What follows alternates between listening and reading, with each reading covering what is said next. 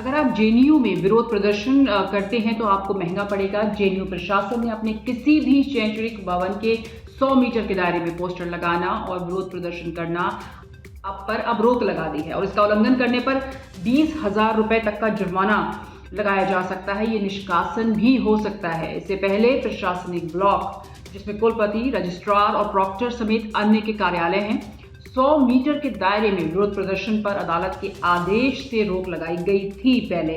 और मुख्य प्रॉक्टर कार्यालय के मैनुअल में छात्रों के अनुशासन और उचित आचरण के नियमों को लिस्ट करते हुए 24 नवंबर को जेएनयू की कार्यकारी परिषद द्वारा अप्रूव किया गया था।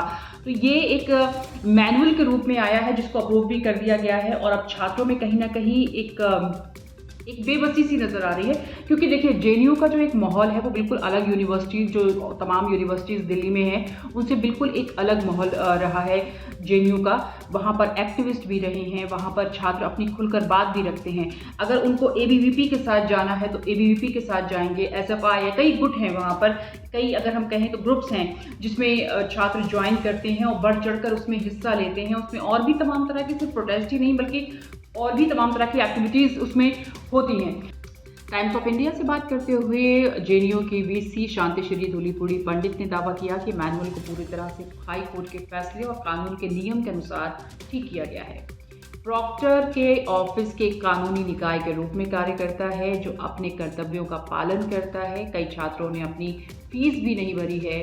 2022 में मैंने अधिकांश प्रदर्शनकारियों को माफ़ कर दिया और उन पर जुर्माना भी नहीं लगाया, अन्यथा उनमें से लगभग आधे को निष्कासन का सामना करना पड़ता। इस मैनुअल का उद्देश्य ये सुनिश्चित करना है कि छात्र शराब पीने, हिंसा भड़काने या नशीली दवाओं के उपयोग से बचें। मैंने छात्रों के विरोध प्रदर्शन पर जुर्माना नहीं लगाया है। वो अभी भी साबरमती छात्रावास क्षेत्र में विरोध करने के लिए स्वतंत्र हैं।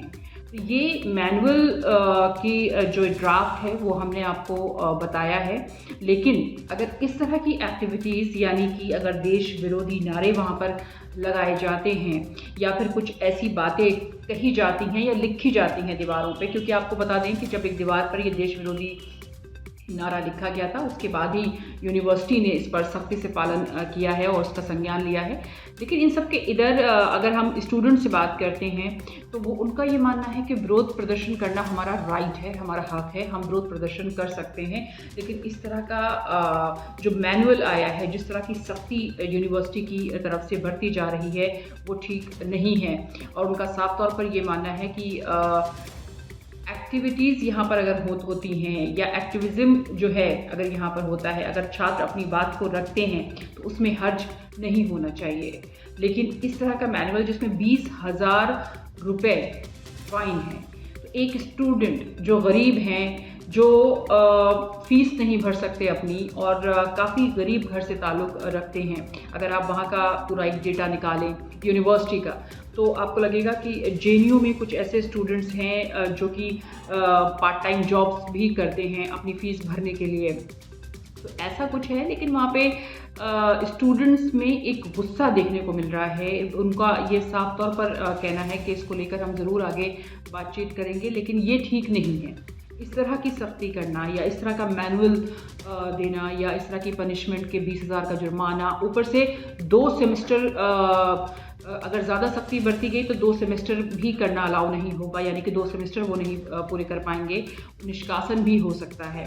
तो इस तरह की सख्ती के क्या मायने हैं, क्यों ऐसी सख्ती की जा रही है? और आपको याद ही होगा पिछले कुछ सालों में जब कन्हैया कुमार ने जिस तरह से विरोध प्रदर्शन किया, मामला अदालत तक गया और उसको लेकर जेएनयू जो है वो काफ़ी लाइमलाइट में आ गया और टुकड़े टुकड़े गैंग और इस तरह के नामों से भी जेएनयू को पुकारा जाने लगा। लेकिन हमें ये नहीं भूलना चाहिए कि इसी जेएनयू से कुछ ऐसे लोग भी निकले हैं जो आज सेंट्रल गवर्नमेंट में काम भी कर रहे हैं, जिसमें फाइनेंस मिनिस्टर निर्मला सीतारमण या foreign minister S Jaishankar, policy makers, NITI Aayog. तो ये ऐसा नहीं है कि जेएनयू सिर्फ टुकड़े टुकड़े गैंग के नाम से ही फेमस है या वहाँ पर कुछ ऐसे ही तत्व पाए जाते हैं या एलिमेंट्स होते हैं। तो उसको भी, हालांकि वो भी एक अलग विषय है, उसमें हम डिटेल में नहीं जाएंगे कि उस पूरे मामले का क्या हुआ, लेकिन एक यूनिवर्सिटी को इस तरह का नाम दे देना ये कहाँ तक सही है? और मीडिया जो कि लगातार अपनी डिबेट में, लगातार अपने डिस्कशन में, अपनी बातों में टुकड़े टुकड़े गैंग करके बात करता है कि जेएनयू में तो हमेशा ऐसे ही होता है और जेएनयू में इस तरह का विरोध प्रदर्शन होता है, ये शायद सही नहीं है। लोगों में एक गलत मैसेज इसको लेकर जा रहा है। जेएनयू में स्कॉलर्स भी हैं, जेएनयू में कई ऐसे लोग हैं, अगर आप उनका लिस्ट उठाएंगे और जाएंगे, आप गूगल करेंगे, विकिपीडिया में देखेंगे तो आपको पता होगा कि जेएनयू एक्चुअली क्या है। और वहाँ पर जो स्टूडेंट्स जिसके पास पैसे नहीं होते हैं अपनी फीस भरने के लिए, वो स्टूडेंट्स वहाँ पढ़ने के लिए आते हैं।